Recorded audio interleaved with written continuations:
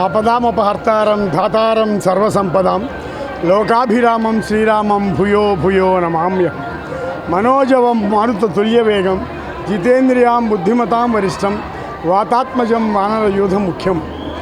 మరి ఈ పరాభవనామ సంవత్సరంలో ప్రజలందరూ సుఖ సంతోషాలతో ఉండాలి, ఆరోగ్యంగా ఉండాలి, పాడి పంటలు మనకి చక్కగా రావాలి, రైతులు సుభిక్షంగా ఉండాలి సద్భావంతో శ్రీ శ్రీ శ్రీ గణపతి సచ్చిదానంద స్వామీజీ వారి ఆశీస్సులతో ఈ రోజున బోస్ రోడ్లో తెనాలి పట్టణంలో వేంచేస్తున్న మన కన్యకాపరమేశ్వరి అమ్మవారి దేవాలయంలో మరి అమ్మవారికి విశేష అభిషేకం అర్చన, అలాగే శివుడికి అభిషేకం అర్చన, తదుపరి మరి ఈ రోజున ఈ యొక్క విశ్వశాంతి మహాయాగం ఎందుకు చేస్తున్నాము అంటే లోక కళ్యాణార్థం ప్రజలందరూ సుభిక్షంగా ఉండాలి. ఈ యొక్క పరాభనామ సంవత్సరంలో ప్రపంచ శాంతి చాలా తక్కువగా ఉంటుంది.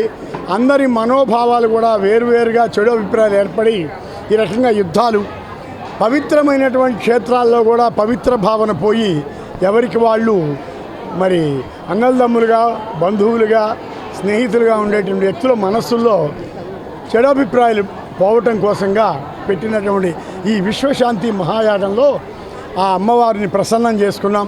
ఆ తల్లి దయ వల్ల తెనాలి పట్టణ ప్రజలందరికీ కూడా ఆ తల్లి ఆశీస్సులు సంపూర్ణంగా ఉండాలని ఈ యాగం చేసినటువంటి ఈ ఫలితం మన తెనాలి పట్టణ ప్రజలందరికీ లభించాలని ఆ దేవదేవుణ్ణి